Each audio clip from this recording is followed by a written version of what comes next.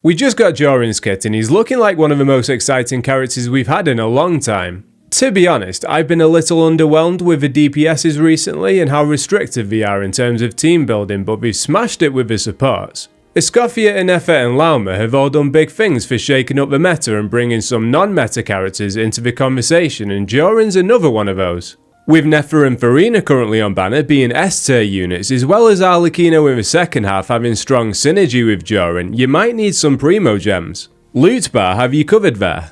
They sell in-game currency for all kinds of gachas including Genshin Impact and Star Rail, and it's up to 25% cheaper than in-game. My favourite thing is they're running a special promotion for 6.1 at the moment with lower prices on various bundles. They even have specific vouchers for 6.1 so you can save even more. I find the in-game prices are too expensive to justify buying, but the loot bar prices are worth it.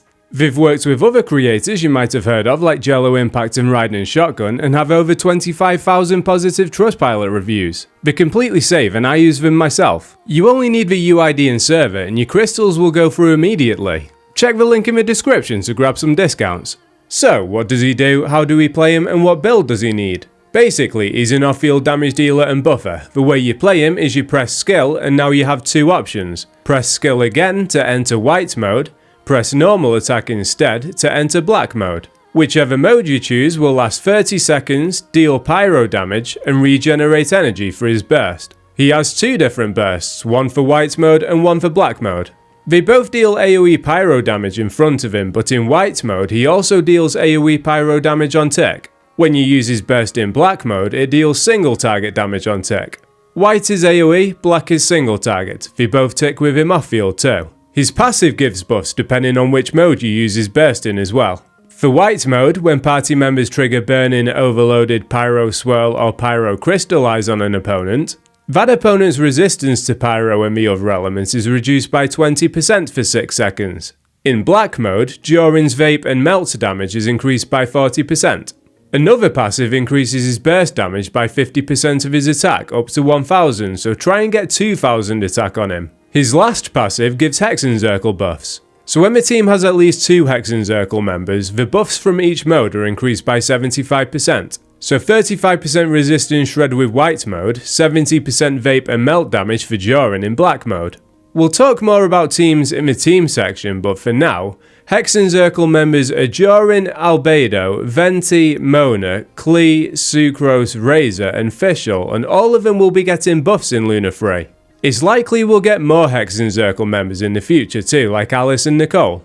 Okay, so to summarise how to play Durin, press skill, burst for white mode, where he deals off-field AoE pyro damage on tick and shreds resistances to pyro and the other elements we mentioned.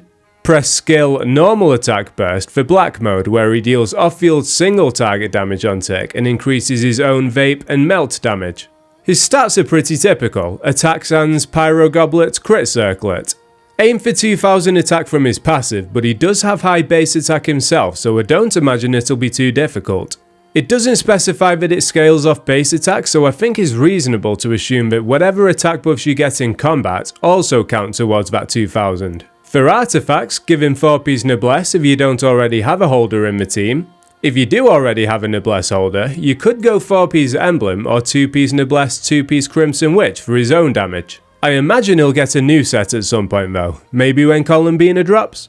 In terms of weapons, his signature is his best with 608 attack, 33.1% crit rate.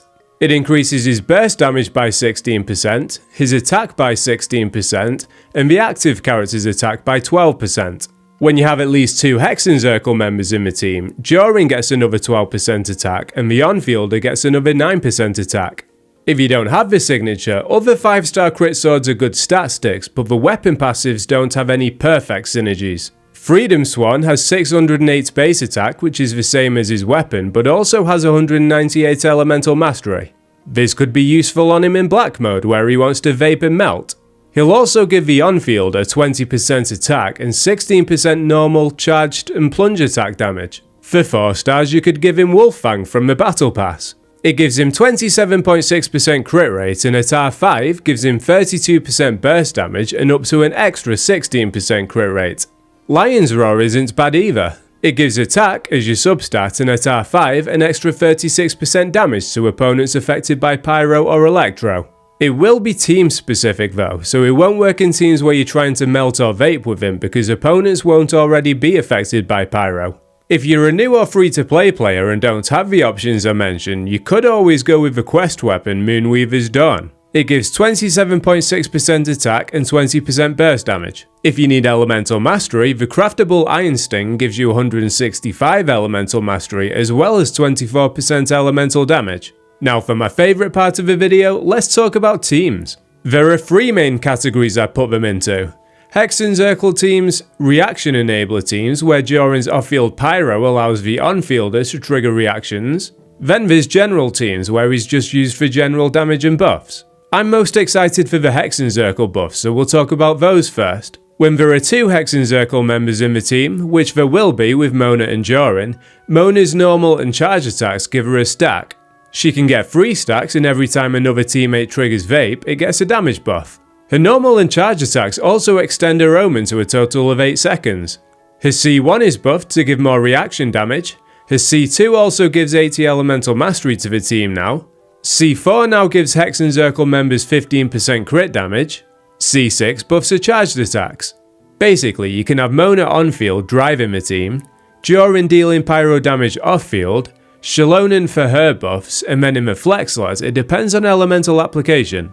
If you have enough hydro for Durin to vape, you can go with Inefa, if not, Yelan or Farina. With 2 Hex and Circle members, Fischl and the on-fielder get 22.5% attack after triggering Overloaded. Fischl and the on-fielder get 90 elemental mastery after triggering Electro Charged or Lunar Charged. When Fischl's at C6, these buffs are doubled. This means you could go with Durin, Fischl, Chevreuse, and then any Electro or Pyro DPS on field. Klee also got some buffs to make her charge attack stronger and her normal attack string less clunky, so she'll work here. Alternatively, you could go with Durin, Fischl, Inefa, and then a Hydro DPS on field. Raze has got some much needed buffs. The damage dealt by the Electro attacks in his burst are now increased by 70% of his attack. If you have 2 Hex and Circle characters in the team, when his Electro sigils exceed the limit, he'll deal an instance of AoE Electro damage and restore 7 energy. At C6, every time he gets a sigil, he'll get 3 instead of 1, and consuming sigils gives him 10% crit rate and 50% crit damage for 15 seconds. Basically, he's good now. This is a Durin video, so if you want a Durin and Razor team, throw in Chevreuse and Fischl, but it'd be best for Razor if you use Bennett instead of Durin. Sucrose also got some buffs. After using a skill, she buffs the team's normal attacks, charge attacks, plunge attacks, skills, and burst by 5.7%. After using a burst, she'll buff them by 7.1%. Basically, use a skill and burst and buff most instances of damage by about 13%. At C6, if a burst absorbs an element, she'll buff the team's damage of that element by an extra 8.5% too. For teams with Durin, you could go Mono Pyro, and Sucrose is more or less equal to Kazuha now, maybe better with Frill and Tails. Vape teams would be the same to be honest, just swap Kazuha out for her. You could also go with Overvape, or as I just call it, Random Bullshit Go. Inef is giving Sucrose more elemental mastery and a shield, Durin is dealing damage and shredding resistances, Yelan's dealing damage and applying her element. Oh, by the way, Venti's a DPS now. His normals are converted into Anemo damage, and they increase the duration of his burst by 1 second, up to a total of 2 seconds. When his burst is active, on-fielders that trigger a swirl reaction have their damage increased by 50%, and Venti's burst will deal more damage. His C1 fires 2 extra arrows that deal 20% of the original damage, and if his burst absorbs an element, the arrows will be converted into that element. The C2 makes his skill deal 3 times more damage. His C4 makes it so that after using his skill or burst, Venti and the on-fielder get 25% Anemo damage bonus for 10 seconds. His C6 gives him 100% crit damage against enemies hit by his burst. You want to give him Durin, Farazan and Bennett, and probably farm a 4-piece Desert Pavilion Chronicle too. Albedo's the one I'm looking forward to though. When there are 2 Hex and Circle characters in the team, Albedo's skill essentially creates a ghost version of itself. This means it can't be destroyed by enemies. Also, he buffs the team's normal attack, charge attack, plunge attack, skill, and burst damage by 4% for every 1000 defense he has, up to a maximum of 12%, so 3000 defense. For other Hexencircle characters, it's 10% damage for every 1000 defense, up to a maximum of 30%. His skill also deals extra damage against opponents under 50% HP. His skill damage is also buffed by the Ghost Flowers I mentioned earlier. His C1 gives extra defense now as well, so he's a good pick for your free constellation. What all this means for Albedo is he can work well with Shalonen as a Geo pair to drop into almost any team, or he's just a nice solo flex when you don't know who to put in the last slot. With Durin, you could go with Navia and Bennett, Shalonen and a Pyro DPS, or Nuvalet and Farina. I also mentioned teams where Durin can enable the on-fielder to trigger reactions by applying his Pyro off-field. Something like Mualani Mona and Shalonen for example. He is an option for Wraithsley teams, but I don't think there are currently any Hexencircle pairs that would benefit Wraithsley more than his existing options, so Durin is probably a downgrade here for now. For general teams you have Kinich, Emily and Yansan. Give Durin Unfinished Reverie here for extra damage against opponents affected by burning. He's a flex option for Nuvalet teams with Farina and Shalonen. You could even play him with Chaska when your Moika is preoccupied. I'm looking forward to trying him with Ito to see if he can be the missing piece we've needed for a long time, especially with the Albedo buffs. Overall, Durin's the most excited I've been for a unit in a long time. I love using less popular characters, so it's fun that he's bringing a lot of them back into the mix, especially with Albedo, who's one of my favourite characters in the entire game. I put out a showcase for Nefer teams yesterday, as well as an updated Farina guide. I'll also be doing a Yehoda guide soon too. Subscribe if you're interested, and take it easy.